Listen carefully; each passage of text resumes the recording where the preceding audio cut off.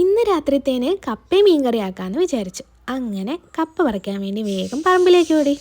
പറമ്പിൽ നിറയെ കപ്പ മരങ്ങളുണ്ട്. അതിൻ്റെ ചുവട്ടിലൊന്ന് മാന്തിയപ്പോൾ നമുക്ക് ആവശ്യമായിട്ടുള്ള കപ്പ കിട്ടി കേട്ടോ. മിനിഞ്ഞാന്ന് വാങ്ങിച്ചു വെച്ച മീൻ ഫ്രിഡ്ജിൽ ഐസായിട്ട് ഇരിപ്പുണ്ട്. അതും പുറത്തേക്ക് എടുത്തു വെച്ചു കേട്ടോ. ഒരു 1.5 കൊല്ലമായിട്ട് ഇപ്പം നമ്മൾ കപ്പ വീട്ടിൽ വാങ്ങാറേ ഇല്ല. നമ്മുടെ പറമ്പിൽ നമുക്ക് ആവശ്യമായിട്ടുള്ള കപ്പയുണ്ട്. കപ്പയുടെ തോലെല്ലാം കളഞ്ഞ് കുറച്ച് നേരം വെള്ളത്തിൽ ഇട്ട് വെച്ചു കേട്ടോ. എന്നിട്ട് കപ്പ ഉപയോഗിക്കാൻ പാടുള്ളൂ എന്ന് പറയുന്നത് കേട്ടിട്ടുണ്ട്. മീൻ ഞാൻ നേരത്തെ നന്നാക്കി വെച്ചിട്ടുണ്ടായിരുന്നേ. മത്തിമീനായിരുന്നു കേട്ടോ. അതിലേക്കുള്ള ഉള്ളിയും വെളുത്തുള്ളിയും ഇഞ്ചിയൊക്കെ റെഡിയാക്കി വെച്ചു. ഉള്ളിയൊക്കെ ചതച്ച് കൂട്ടാൻ വയ്ക്കാനുള്ള പരിപാടി തുടങ്ങി കേട്ടോ. ചട്ടി വെച്ച് ഉള്ളിയൊക്കെ ഇട്ട് തക്കാളി എല്ലാം അതും കൂടെ ഇട്ട് വഴറ്റി. കറിവേപ്പിലയും നമുക്കിവിടെ വീട്ടിലുണ്ട്. വലിയൊരു മരമാണ് കേട്ടോ. പണ്ടൊക്കെ ഞങ്ങൾ കറിവേപ്പില വാങ്ങിക്കാറായിരുന്നു.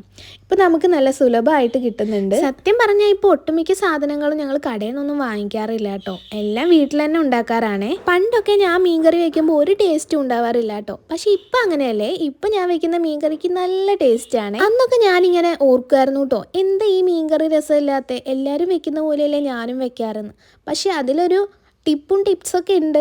എന്താണെന്ന് വെച്ചാൽ ഇപ്പം ഞാൻ വെക്കുന്ന മീൻകറി പൊടികളൊക്കെ നന്നായിട്ട് വഴറ്റി അങ്ങനെയാണ് വെക്കാറ്. പണ്ടെന്ന് പറഞ്ഞാൽ അങ്ങനെ പൊടികളൊന്നും വഴറ്റാറില്ല.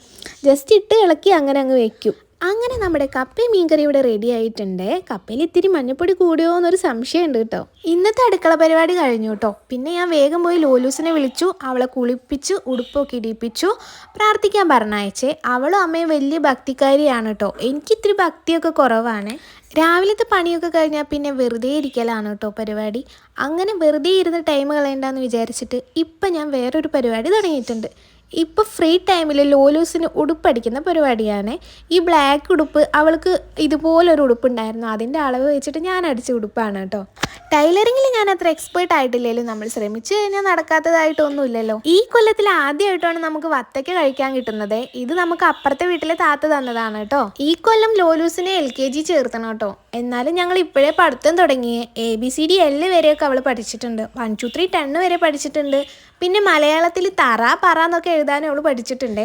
ഇപ്പം പഠിക്കാനും കളർ ചെയ്യാനും വരയ്ക്കാനും ഒക്കെ വലിയ ഇൻട്രസ്റ്റ് ആണ്. ഇതുപോലെ തന്നെ വലിയ കുട്ടിയാകുമ്പോഴും ആയാൽ മതിയായിരുന്നു. കപ്പ ഒട്ടും ഇഷ്ടമില്ലാത്ത ഒരാളുടെ മുന്നിലേക്കാണ് ഇപ്പോൾ കപ്പയും മീൻകറിയും കൊണ്ടുപോകുന്നത് കേട്ടോ. ലൂലൂസിന് ഈ ഒരു സാധനം പണ്ട് മുതലേ ഇഷ്ടമല്ല. എന്നാലും ഇടയ്ക്കൊക്കെ ഞാനിത് കഴിപ്പിക്കാറുണ്ട്. അങ്ങനെ നമ്മുടെ വൈകുന്നേരത്തെ വിശേഷങ്ങൾ ഇവിടെ കഴിയാണ് കേട്ടോ. ഞങ്ങൾ ഇന്ന് കപ്പയും മീൻകറിയും ഒക്കെ കഴിക്കട്ടെ പോയിട്ട്. രാത്രി സീരിയലൊക്കെ കണ്ടിട്ടാണ് ഞങ്ങൾ കഴിക്കാറുള്ളത് കേട്ടോ. അപ്പോൾ നമ്മുടെ വീഡിയോ ഇഷ്ടപ്പെട്ടാൽ നമ്മളൊന്ന് സപ്പോർട്ട് ചെയ്യണേ.